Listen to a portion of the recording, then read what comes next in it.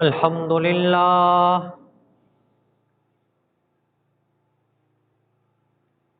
الحمد للہ وکفا والصلاة والسلام علی من لا نبی بعد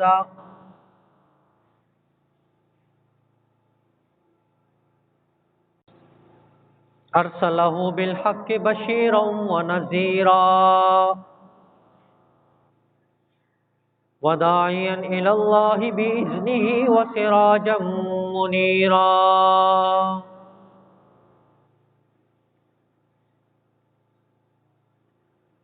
اما بعد فاعوذ باللہ من الشیطان الرجیم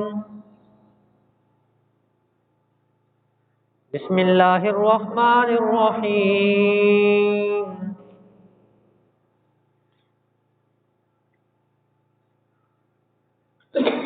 الذی یؤتی مالہ یتزکی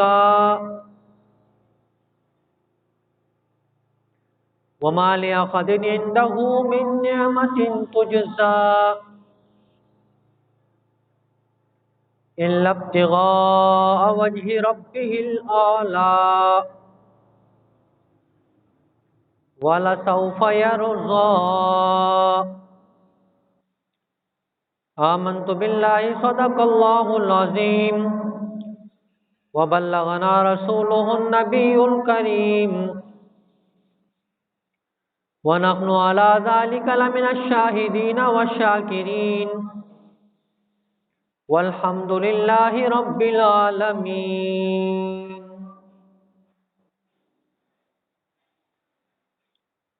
قابل صد احترام و تکریم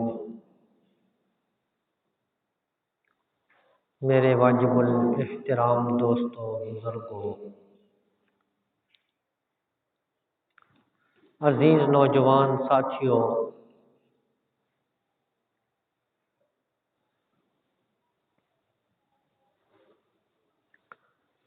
جیسا کہ آپ حضرات کے سامنے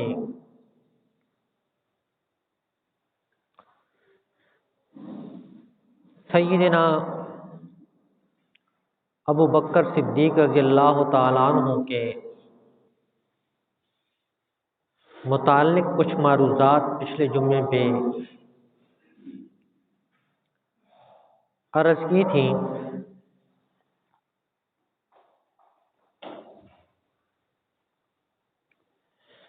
سیدنا ابو بکر رضی اللہ تعالیٰ عنہ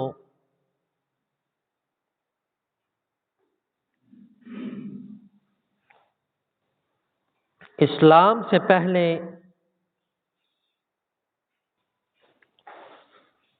تجارت کیا کرتے تھے،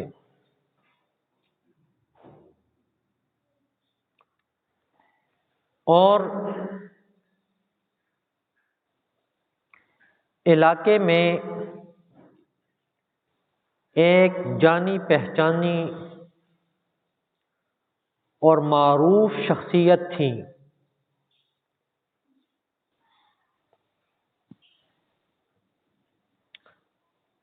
لوگوں میں اختلاف ہو جاتا تو ان کے بات کو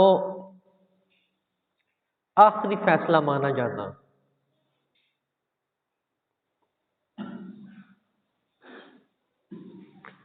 اور خاندان کے اعتبار سے معمولی خاندان کے آدمی نہیں تھے، خاندان بھی شرف والا، چھٹی پشت میں جا کر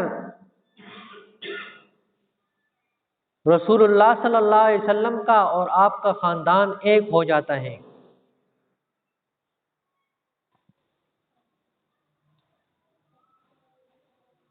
اور شرافت مانی جاتی تھی ان کی۔ آج تو شریف آدمی وہ بن جاتا ہے جس کے پاس تھوڑا سا مال آ جاتا ہے تو وہ لوگ کہتے ہیں جی بڑا شریف آدمی ہے،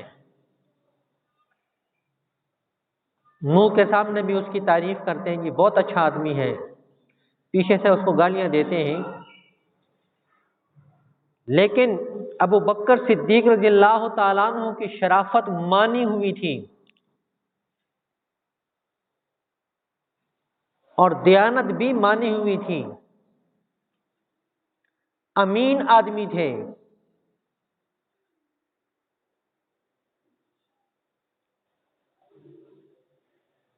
بے شمار وہ خوبیاں تھیں آپ میں جو رسول کریم صلی اللہ علیہ وسلم کے اندر پائی جاتی ہے۔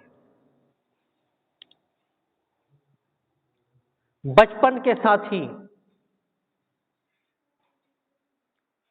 کئی سفروں میں ساتھ جانا ہوا،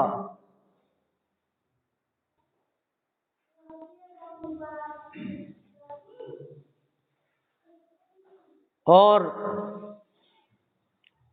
کئی ایسے مقامات آئے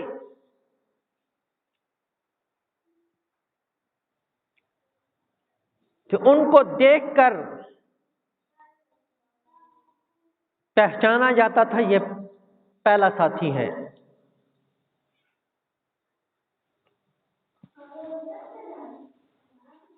ایک کتاب میں پڑھ رہا تھا، سیدنا ابو بکر صدیق رضی اللہ تعالیٰ عنہ ایک جگہ پہ گئے تو اس شخص نے پوچھا، راہب نے، کہاں سے آئے ہو؟ تو انہوں نے بتایا کہ میں حجاز سے آیا ہوں۔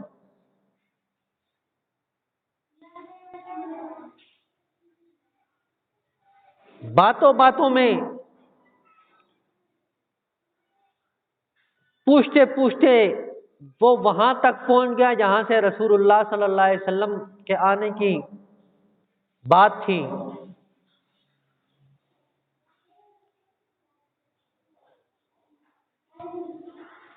تو کہا آؤ میں آپ کو کچھ چیزیں دکھاتا ہوں۔ جب وہ اندر کمرے میں لے گیا تو انہوں نے 3 جو ہے مجسمے بنائے ہوئے تھے۔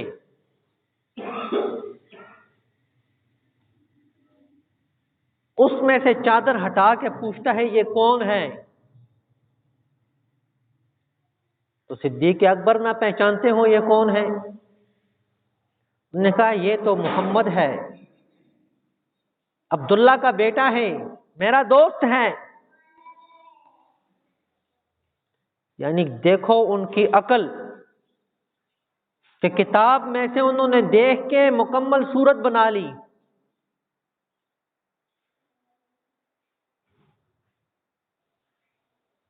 دو اور صحابہ تھے،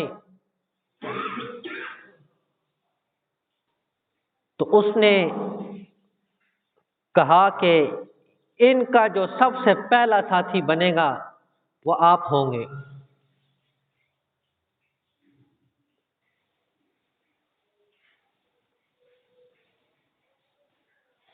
تو رسول اللہ صلی اللہ علیہ وسلم کے بچپن کے ساتھی ہیں، سفر میں بھی ساتھ رہے،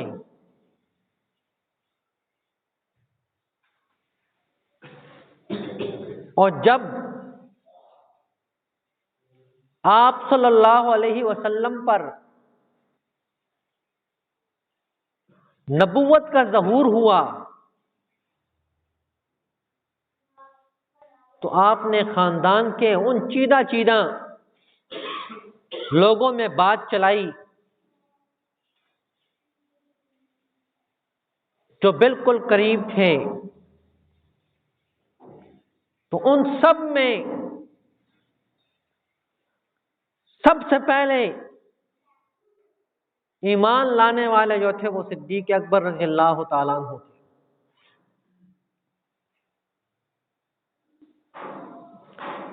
اور بھی بہت ساری روایات آتی ہیں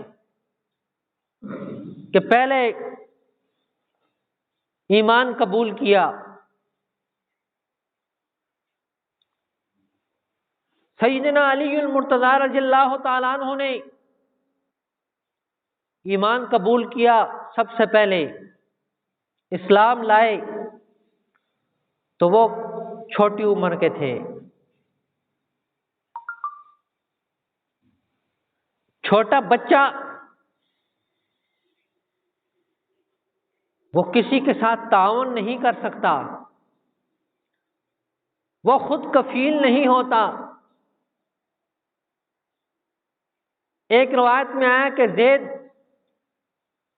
رضی اللہ تعالیٰ عنہ سب سے پہلے اسلام لائے تھے، وہ غلام تھے، یعنی اس وقت لوگ جس طرح بھیڑ بکریاں خریدتے ہیں، جانور خریدتے ہیں، اس طرح انسانوں کو خریدتے تھے۔ یہ تو آپ صلی اللہ علیہ وسلم کی اس امت پہ بہت بڑی رحمت ہے کہ اتنے فضائل بتائے کہ غلامی کا وہ سسٹم ہی ختم ہو گیا ہے۔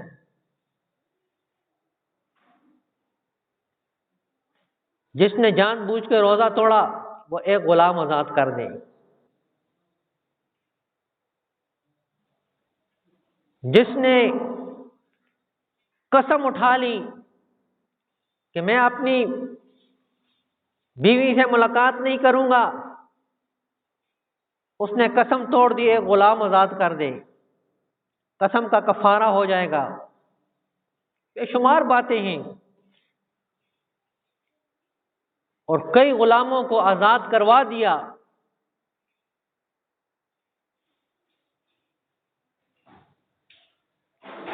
تو حضرت زید رضی اللہ تعالیٰ عنہ اسلام لائے، لیکن وہ غلام تھے۔ غلام نہ مالی مدد کر سکتا ہے، نہ اپنی جان پیش کر سکتا ہے، اور نہ اپنے آقا کے حکم کے بغیر کوئی تعاون کر سکتا ہے۔ اور ایک روایت میں آتا ہے کہ سب سے پہلے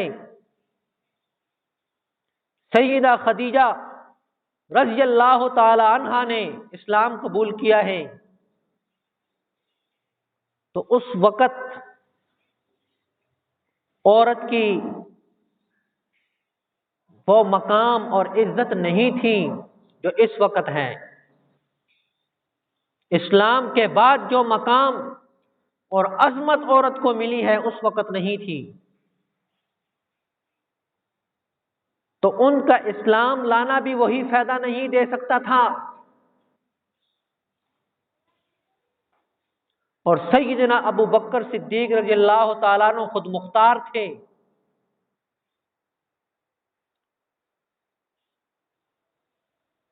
ہر لحاظ سے آزاد بھی تھے، خود مختار بھی تھے۔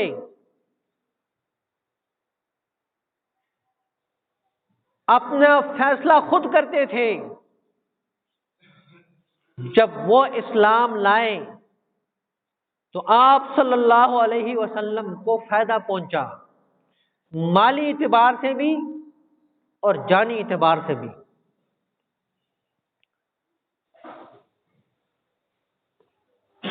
اور آخر دم تک اپنا مال جان سب کچھ رسول اللہ صلی اللہ علیہ وسلم پہ انہوں نے قربان کر دیا۔